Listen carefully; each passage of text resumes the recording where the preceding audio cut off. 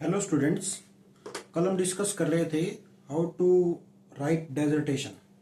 तो डेजर्टेशन में मैंने आप लोगों को जितने भी स्टेप इन्वॉल्व होते हैं डेजर्टेशन लिखने के लिए वो कल हमने डिस्कस किए थे। और उसमें मैंने आप लोगों को ये चीज़ बताई थी कि डेजर्टेशन लिखते हुए सबसे जो इम्पोर्टेंट होता है वो होता है टॉपिक का सिलेक्शन। और टॉपिक का सिलेक्शन कैसे किया जाता है, सबसे पहले जो हम बात करेंगे आज, हाउ टू सेलेक्ट टॉपिक, या आप इसको एक चीज और बोल सकते हो, how to find out problem. हम रिसर्च कब करेंगे? रिसर्च करने के पीछे, या हम रिसर्च करने तब कब जाएंगे जब हमारे पास कोई भी प्रॉब्लम हो। उस प्रॉब्लम का सॉल्यूशन हम अपने रिसर्च के अंदर देने की कोशिश करेंगे। इसका मैं आप लोगों को एक सीधा सा एग्जांपल देता हूं। एक आप लोगों ने सुना होगा ग्रीन रेवोल्यूशन, ठीक है। यह आया था 1969 के अंदर, और इसके अंदर एक शब्द आया था HYV, हाई यील्ड वैरायटी। ये चीजें क्यों आई? अगर आप थोड़ा सा हिस्ट्री में जाओगे इंडिया के में, तो आप लोगों को ये पता लगेगा कि इंडिया के अंदर एक समय ऐसा था जिस समय पर फूड क्राइसिस था। इवन उस समय के प्रधानमंत्री श्री लाल बहादुर शास्त्री जी, माननीय प्रधानमंत्री, उन्होंने पूरी जनता से, भारत के लोगों से अपील की थी कि अगर हम एक समय का उपवास रखें तो उस कंडीशन में हमारी बहुत सारी जो खाद्य समस्याएं हैं वो हल हो सकती है। उसके बाद क्या हुआ, वैज्ञानिकों ने कृषि उत्पादन बढ़ाने के लिए रिसर्च किया, और उसी की देन है कि हम आज के टाइम पर हाई यील्ड वैरायटी के जो सीड्स हैं उनका प्रयोग कर पा रहे हैं। और आज के टाइम पर हमारा जो उत्पादन है वो बहुत ज्यादा बढ़ चुका है। हम क्या करते हैं कि जितने भी खाद्यान्न हैं उनको हम निर्यात करते हैं। तो यहाँ पर जो फर्स्ट कंडीशन क्या हुई, यहाँ पर हमें ये था कि हमारे पास एक क्वेश्चन था। क्वेश्चन की क्या था, how to increase food grain production, ये क्वेश्चन था। इस क्वेश्चन का आंसर देने के लिए फिर रिसर्च की, और रिसर्च करने का रिजल्ट ये आया कि हमारे पास बहुत सारे उन्नत बीज, फर्टिलाइजर्स, मॉडर्न टेक्निक्स, ये सब चीजें आई। और इसका एक बेस्ट एग्जांपल है ग्रीन रेवोल्यूशन। तो पहली कंडीशन, जब भी हम डेजर्टेशन लिखना स्टार्ट करते हैं तो उससे पहले हम क्या करते हैं, हम सबसे पहले ये देखते हैं कि हमारे यहां पर क्या प्रॉब्लम्स चल रही हैं। उस चीज को हम आइडेंटिफाई करते हैं। उस चीज को आइडेंटिफाई कैसे करोगे, उसका कोई तो मेथड होगा, या ऐसे ही आप लोग, क्या होता है, हम क्या करते हैं, टीचर के पास चले गए और टीचर से जाके पूछ लिया, सर आप ये बताओ डेजर्टेशन किस टॉपिक के ऊपर करें। भाई टीचर थोड़ी बताएगा आप लोगों को, आप लोग उस चीज को स्टडी करके जाओ। मान लो आप किसी भी एरिया के अंदर रहते हो, तो उस एरिया में क्या समस्याएं चली हुई है। मैं आपको एक एग्जांपल बताता हूं। मैं नरवाना एरिया के आसपास का हूं, तो उस कंडीशन में यहां पर है ना, ये जो अभी एक 4 लेन हाईवे बना हुआ है, जो जिसको हम बोलते हैं NH71, दिल्ली से चल के ये आगे बठिंडा की तरफ जाता है। तो उसका एक्सपेंशन चला हुआ था, और एक्सपेंशन चला हुआ था तो जैसे ही मैं नरवाना के अंदर एंट्री करता था वैसे ही बड़े बड़े होर्डिंग्स लगे हुए थे। उन होर्डिंग्स के ऊपर क्या लिखा हुआ था, सुंदरपुरा डुमरखा और आसपास के बहुत सारे गांव, उन गांवों के किसानों के साथ हो रहा है अन्याय। इस अन्याय के लिए लोगों का साथ दें, क्योंकि उस समय पे क्या था, साइमल्टेनियसली 2 प्रोजेक्ट चले हुए थे। एक प्रोजेक्ट ये वाला था, दूसरा क्या था, जो आपका दूसरा है NH65, जो हिसार, राजगढ़ और इस तरफ चंडीगढ़ की तरफ जाता है, उसके लिए भी नरवाना के बाहर से बाईपास बन रहा था। तो इस कंडीशन में क्या हुआ कि नरवाना के आसपास जमीन का अधिग्रहण हो रहा था। तो क्या हुआ, वहां पर लोग धरने के ऊपर बैठे, ठीक है, धरने के ऊपर बैठे, उनका एक ही था कि हमारे हितों के साथ न्याय हो, हमें न्याय मिले, हमारे हितों की रक्षा की जाए। तब क्या हुआ, उस चीज को सोच के फिर क्या हुआ, आपके माइंड में एक रिसर्च प्रॉब्लम आनी चाहिए कि अगर इनकी जमीन का अधिग्रहण हो रहा है तो उस कंडीशन में इनकी लाइफस्टाइल के ऊपर क्या प्रभाव पड़ेगा, किस प्रकार से इनके लाइफस्टाइल में चेंजेस आएंगे।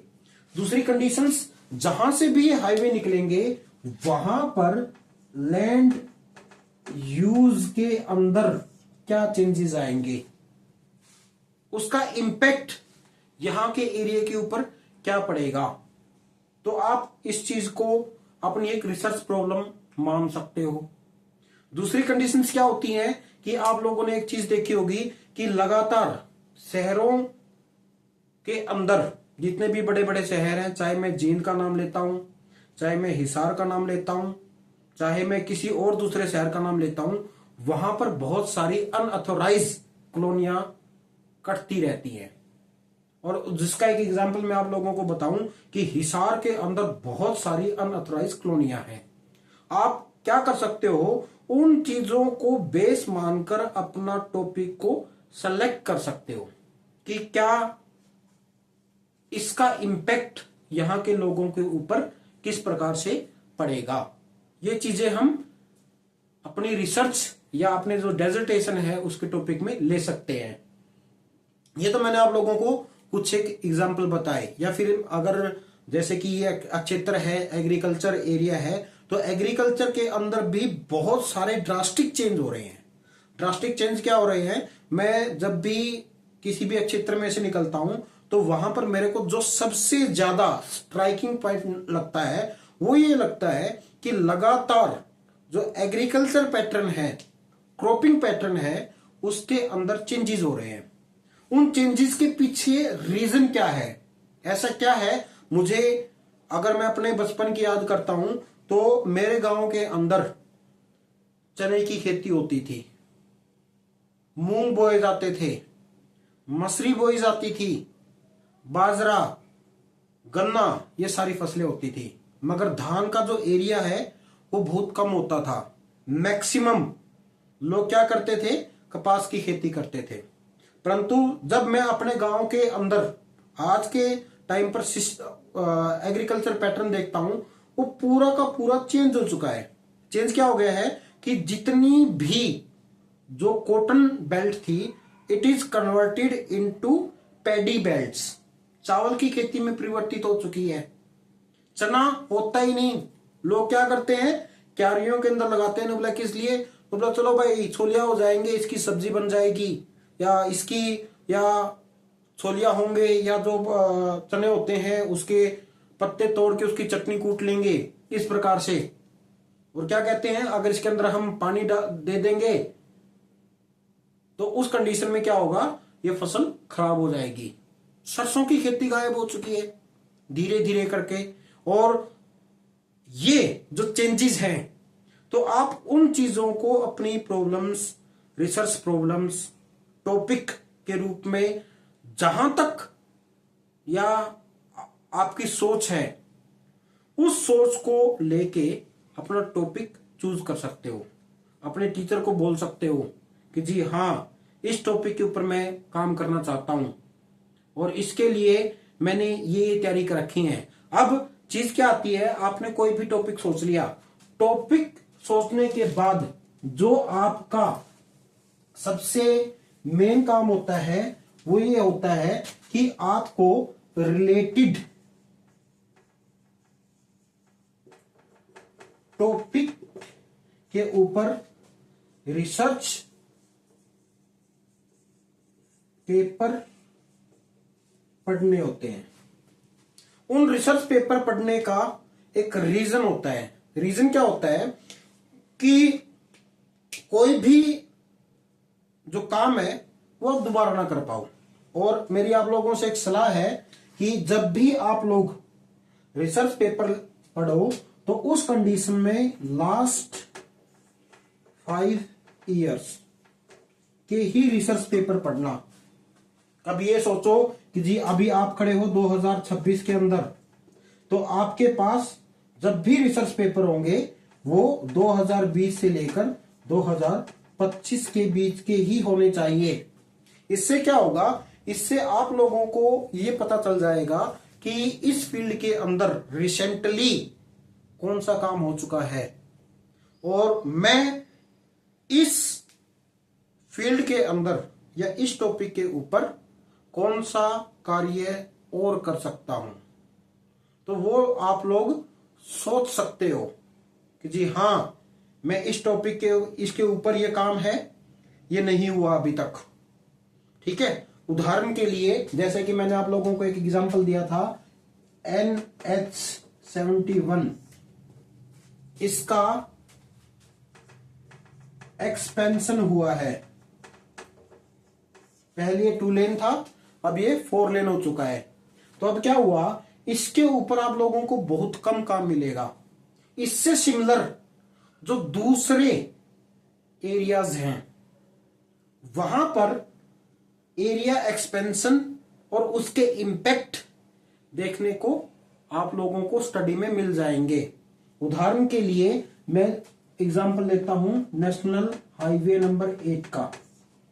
नेशनल हाईवे नंबर 8 जो जयपुर की तरफ जाता है, वहां पे क्या है, वहां पे बहुत काम हो चुका है कि किस प्रकार से उस हाईवे निकलने की वजह से उसके आसपास जो भूमि है उसके अंदर क्या चेंजेस आए, उसके लैंड यूज के, कौन सी भूमि किस यूज में कन्वर्ट हो गई, वहां का सोशल और इकोनॉमिक लाइफ है उसके अंदर किस प्रकार से चेंजेस आए।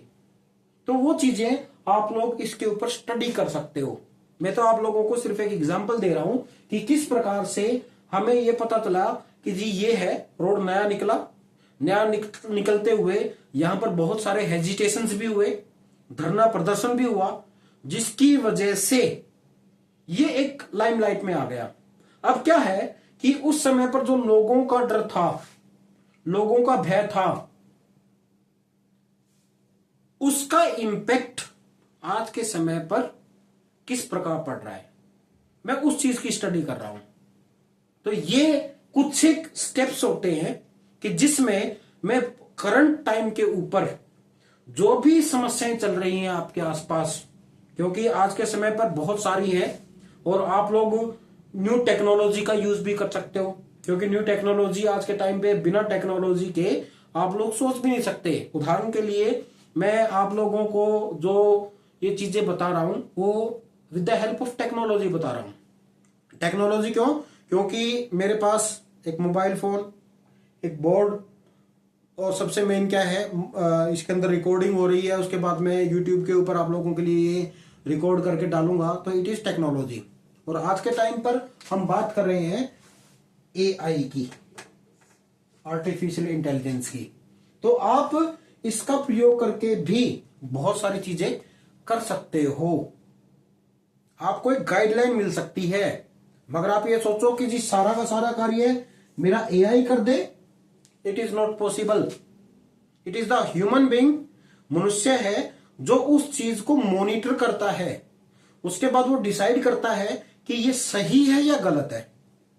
तो आप क्या कर सकते हो, आपने कोई भी चीज सोच ली, जैसे कि आपने सोच लिया हाईवे एक्सपेंशन, आपने रोड देख लिया, उसके बाद क्या कर सकते हो, आप पूछ सकते हो जी इसके ऊपर कोई क्या टॉपिक है जिसके ऊपर रिसेंटली कोई काम नहीं हुआ है, एआई के ऊपर जब भी हम किसी पॉसिबल हुआ तो डिजिटल बोर्ड के ऊपर या कंप्यूटर के ऊपर या लैपटॉप के ऊपर जैसे भी रिकॉर्डिंग का सिस्टम होगा उस टाइम पे मैं आप लोगों को ये चीजें करके दिखाऊंगा बिल्कुल लाइव।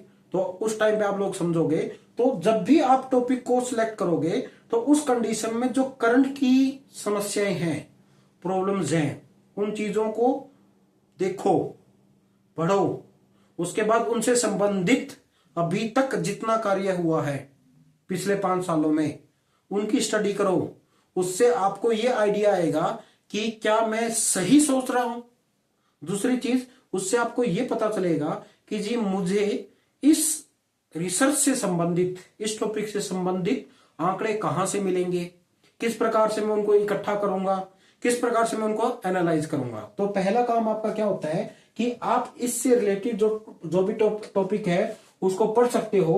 उसके लिए आपके पास गूगल स्कॉलर, इसका यूज कर सकते हो। कोई भी लाइब्रेरी है उसका यूज कर सकते हो।